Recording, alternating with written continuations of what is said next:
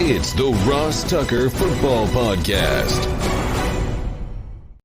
Oh, yeah, it is. But it's not just any Ross Tucker Football Podcast. It is one of my favorite. It is a Power Rankings Tuesday presented by DraftKings. If you play daily fantasy or you bet, do it on DraftKings. Those guys have been so good to us. We should all be good to them. We will have a new Spread the Word winner via social media this week. I'm telling you, those of you at Facebook.com/Ross Tucker NFL that share it, I see ya. You got a great chance this week, or the quote tweets, but anything else counts. Any of the likes, any of the retweets, especially the retweets, help quite a bit. At Ross Tucker NFL, at Ross Tucker Pod. I do have a couple more Maddens to give away. I actually need to check today exactly how many more Maddens I have to give away to make sure I know I have 2 left at least, but just want to make sure what I've got, whether it's the Xbox or the PS5 or whatever. And then the YouTube shout out, which I love. I love when I get new YouTube comments from you guys, youtube.com/Ross Tucker NFL. Love, love, love those new comments because that means we got a new subscriber. And I love doing the cameo style shout outs for you guys. It is so fun. Just like every time I get to do a patron shout out. Here we are, week 7, still getting new patrons. Patreon.com/RT Media. David Sundrud, Sundrud, I think. I don't know. Welcome to the family. Welcome to the party, pal. Big show time. The Big Show. Monday Night Football, Saints escaped the Pacific Northwest with a 13-10 victory in Seattle. Bri, did you know what movie that's from? No, I do not. Welcome to the party, pal. You don't know what that movie's from? Nope. That's Die Hard. Now do you know? Yeah. Bruce Willis, John McClane. You seem really into it. As for the game last night, that was a rough one. So DK Metcalf makes an amazing play on the 5th play of the game. Probably pushed off Marshawn Lattimore. Whatever, the Saints won. It's okay. Pushed off Marshawn Lattimore, catches it, lands, makes a quick move on the safety, house call, and you're like, whoa, okay, Geno. Okay, DK, I see you. That was like the highlight of the whole game. I mean, the Seahawks offense got essentially nothing after that. You'll have nothing and like it. I mean, I think they barely had 200 yards of offense.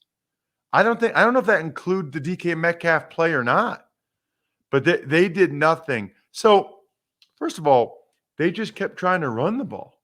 Run, like they did against the Steelers, but the Saints weren't having it. Saints weren't having it at all. They couldn't run it. Alex Collins just bashing his head into a wall, it felt like. By the way, Demario Davis, he was awesome. What a signing by the Saints. And I've talked to Demario about this. He wasn't that good of a player with the Jets his first time around. He realized, you know what? I can be a lot better if he put more time in on the prep during the week. And boy, oh boy, has it paid off. He was awesome. Seahawks couldn't run it a lick, even though they kept trying. Geno Smith was kind of brutal. To be honest with you, I learned all I need to know about Geno in that last drive. They're down 3. They have like 1 minute and 50 seconds left. He takes sacks on like 2 of the first 3 plays. What are you doing, Geno? What is happening? You have to throw the ball. Just really bad. I mean, really, really bad. Geno Smith's not a starter. We already knew that.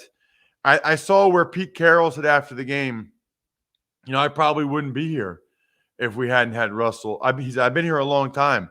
I probably wouldn't be if we hadn't had Russell this whole time. You think? No kidding. Russell Wilson, I said that I thought Pete Carroll would get exposed without Russell Wilson. I feel like that's kind of what's happening. By the way, the Saints, I mean, it was like a bad weather, whatever that weather thing they got going on on the West Coast. It was bad weather for this game as well.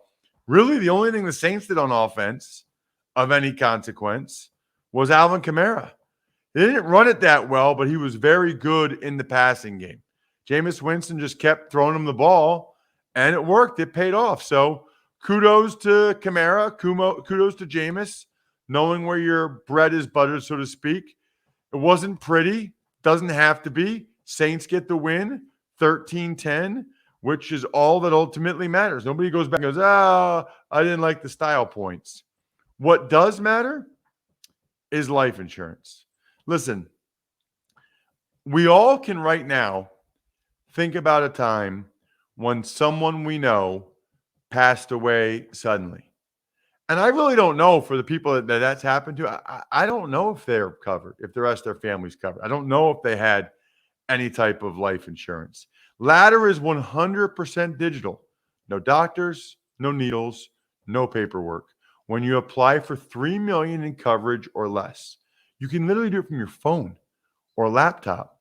They've got the algorithms that work in real time, so you'll find out instantly if you're approved. And by the way, if you want to talk to somebody, you absolutely can. The policies are issued by insurers with long proven histories of paying claims. They're rated A+, by AM Best. So go to ladderlife.com/Ross today to see if you are instantly approved. That's LADDER life.com/Ross. ladderlife.com/Ross. It's time for the all-important Power Rankings. The worst team in the history of the NFL is... Number 32 this week, the Houston Texans. Feels like we've got some pretty decent competition down here. The Texans, it was an odd week. I thought the Texans had a chance because they've been good in odd weeks. Maybe it's just when they're on the road. They've actually been decent at home this year, but terrible on the road. Sounds like they might get Tyrod Taylor back soon. I don't really know what that does for you. Do you want to put Tyrod in so you win a couple more games? Okay. Then what? Then what are you doing? I don't know how much sense that makes. They're a bad football team. We thought they would be, and they are. Number 31, the New York Jets. So I'm confused by the Jets. So first of all, Zach Wilson has a PCL injury. He's out 2 to 4 weeks. So the Jets traded a 6th-round pick that could be a 5th-round pick to the Eagles for Joe Flacco. This, to me, is really poor. There's a lot of veteran quarterbacks, Flacco types, that are out there and available, in the spring, in the summer, that they could have signed and just had. What are you doing wasting draft choices? And by the way, what are you doing trading a draft choice for Joe Flacco to do what exactly? Is he going to start over Mike White? If that's the case, it's terrible roster management to not have had a guy like Flacco in the first place. Like, why was Mike White and Josh Johnson your backups in the first place? I am confused by the Jets, who aren't going anywhere this year, trading a draft choice to pay Flacco. I think he's getting $3.5 million. I don't understand that. Number 30, the Detroit Lions. So the Lions are not as bad as the Jets and the Texans, even though the Lions have yet to win a game. They actually have a decent opportunity at home against the Eagles on Sunday. The Lions have been competitive in, I want to say, every game, I think, other than the Bengals, maybe? I have to check, but I feel like they've been competitive every game. I think that Lions-Eagles game is a sneaky one to watch. Number 29, the Dolphins. Miami Dolphins, Miami Dolphins, Miami Dolphins are not good. Miami Dolphins, Miami Dolphins, Miami Dolphins might trade for Deshaun Watson. So you guys got to check because I posted it this morning right before we started here on recording the power rankings at 7:15 a.m. Eastern time, I posted my latest story for DK Nation about why I think Deshaun Watson's trade value has gone up the last couple of weeks. I don't know if he gets traded by the deadline or not, but clearly what's going on with the Dolphins in general, Tua in particular, and certainly the Panthers, has only served to enhance Deshaun Watson's market for the Texans. 28, the Jaguars. Jags had a bye, so there's not really much to say there other than bye, bye, bye, bye, bye. You know who sings that, Bri? It's one of the boy bands from the 90s. Who? Pick one. They're all the same. In Sync. Bye, bye. Never want to be a fool for love. You know, my problem is I don't ever actually know the words to songs. I just kind of pretend. Anyway, Jaguars had a bye, coming off a win. Be curious to see if they can sustain a little momentum. 27, the Panthers. So it's interesting. I guess I wonder, the people that say running backs don't matter, and I know they have data that they point to for that. I'm pretty sure the Panthers would tell you that they think running backs matter. I'm pretty sure they would tell you that Christian McCaffrey matters. I'm pretty sure he does. Pretty sure Derrick Henry matters. So I understand that the position's devalued. I'm on board with that.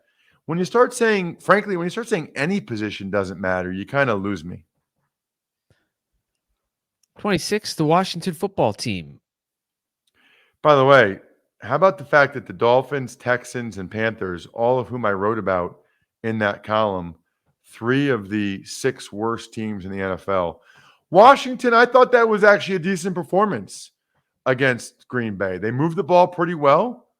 They just kind of Heineke'd in the red zone, and their defensive line got after Aaron Rodgers. They only gave up 24 points. I didn't move them up, but I thought that was one of Washington's better performances this year.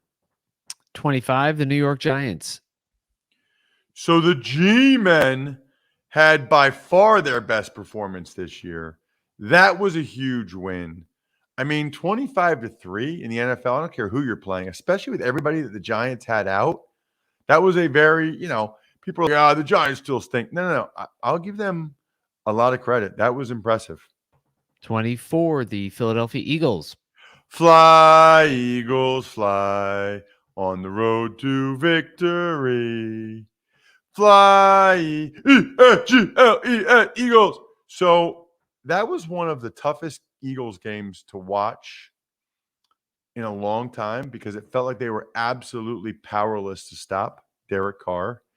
And I'm fascinated by the Eagles game against the Lions on Sunday because the Lions are looking at it as a golden opportunity to get their first win.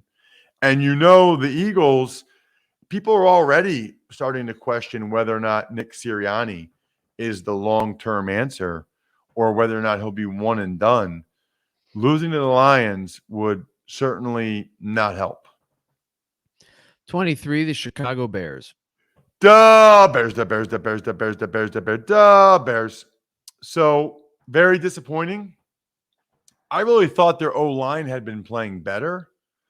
I really thought with Herbert running the ball, and Greg talked about him last week, I thought, okay, Bears defense playing pretty well. Was not expecting them to get absolutely boat raced by the Tampa Bay Buccaneers like that. 22, the Seattle Seahawks. I didn't move them.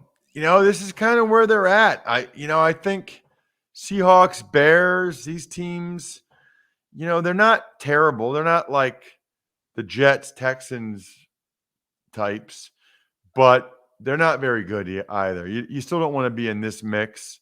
They need Russell Wilson back ASAP. But this is what I said. I thought by the time Russell Wilson was ready to come back, the Seahawks would be out of it. And I wondered if he would take his time a little bit more to make 100% sure he's totally healed before he goes back out there on a team that's not going anywhere. 21, the Broncos. I think they've lost 4 straight. So the Broncos and the Panthers both started out 3-0 and both have lost 4 straight. That's hard to do. It's hard to win 3 in a row. It's hard to lose 4 in a row. Doesn't feel like their defense is playing quite as well. And obviously, Teddy Bridgewater has really, really dropped off. I don't know if it's the injuries to him, he's been banged up, or the skill guys around him, but it hasn't been good. Number 20, the Atlanta Falcons. So the Falcons are 3-3, and they lost at home to the Eagles and Washington.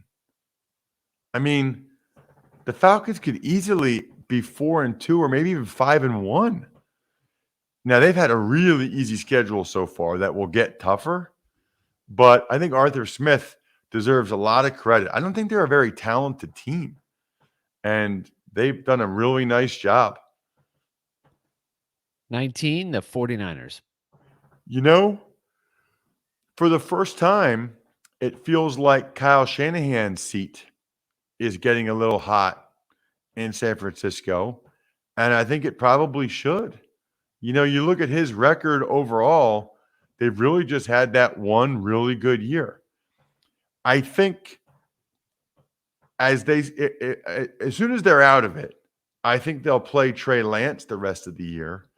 And I think that'll go a long way towards deciding exactly what San Francisco does going into next year. I would imagine they would give Shanahan another year after this, a full Trey Lance year, but he would go into next year on the hot seat, I would think.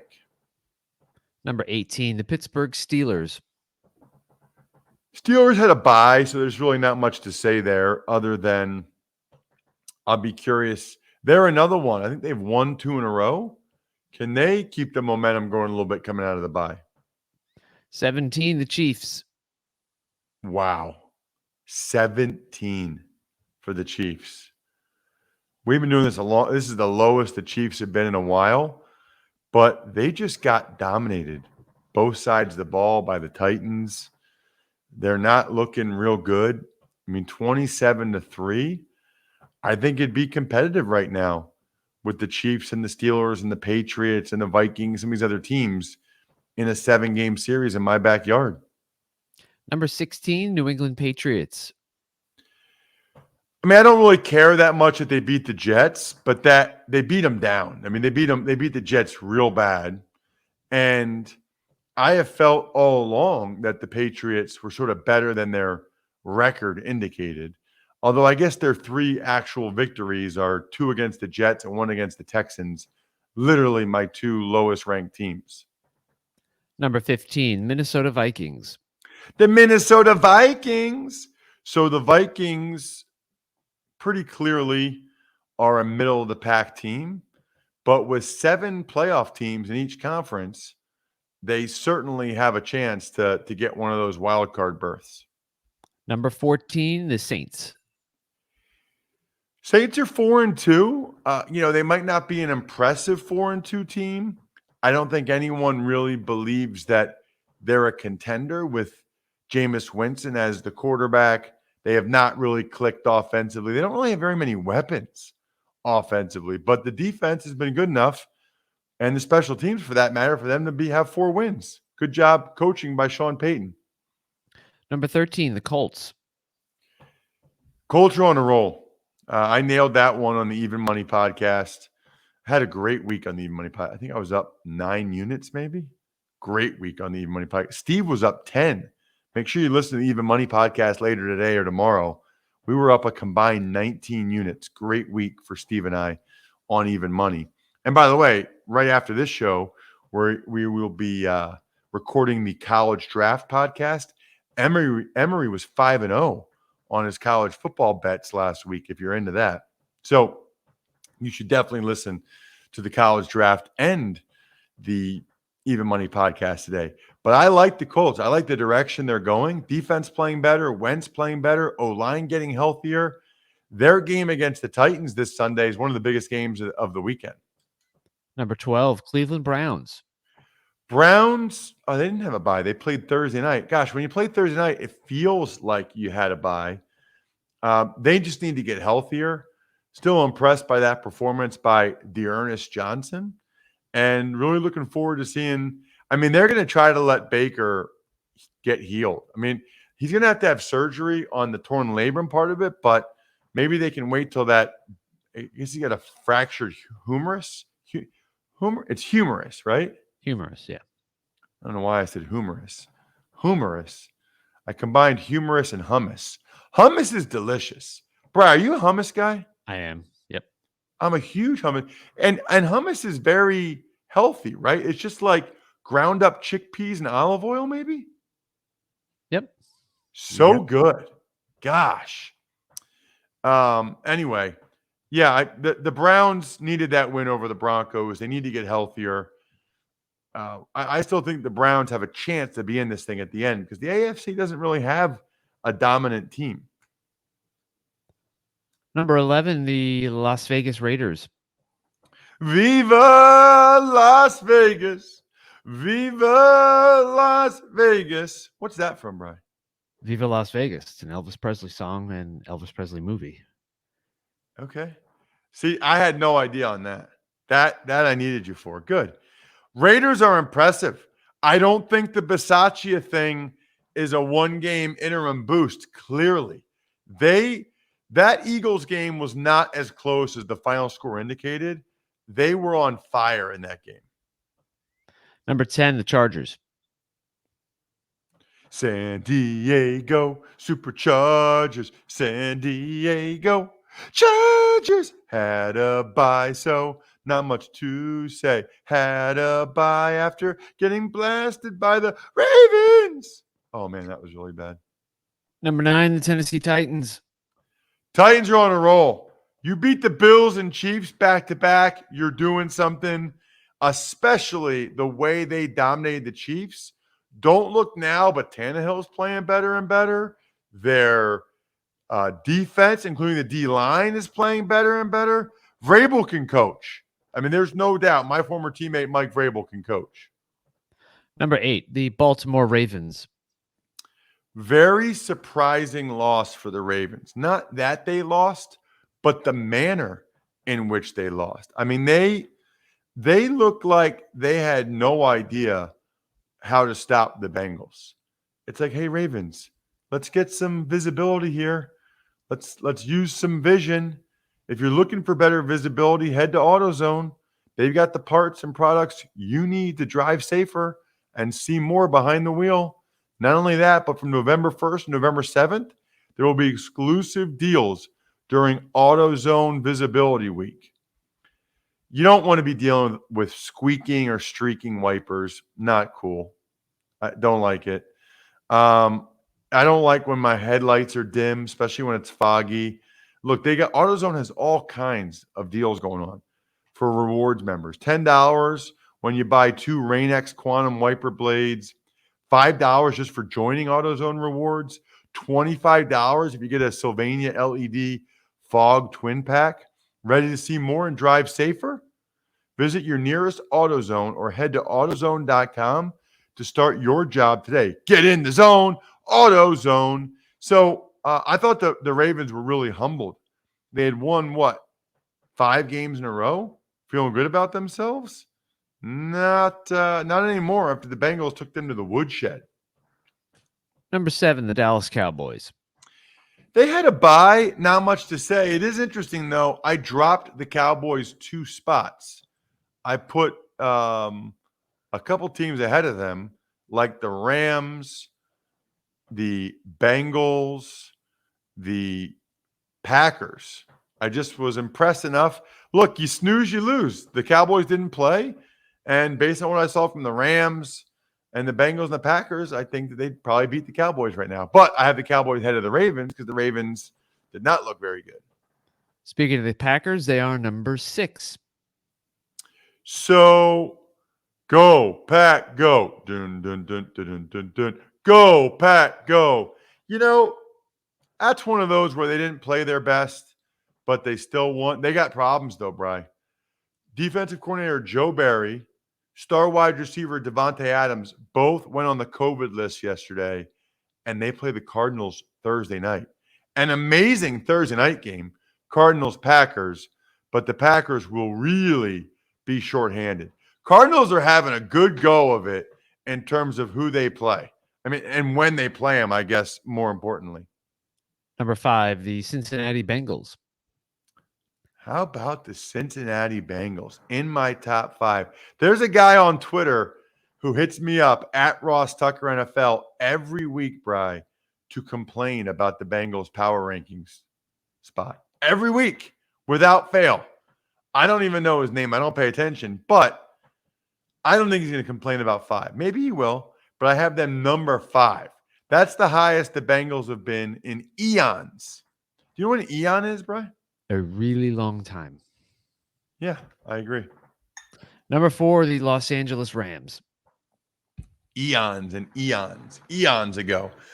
Rams have a good team. There's no question. And it feels like their defense is playing better again, which is clutch. Number 3, the Bills. Bills had a bye, so not much to say. I still think they were a really good team. You know, they did not play their best against the Titans. Clearly the run defense. But even so, if Josh Allen doesn't slip on the quarterback sneak, they still win that football game. Number 2, the Bucks.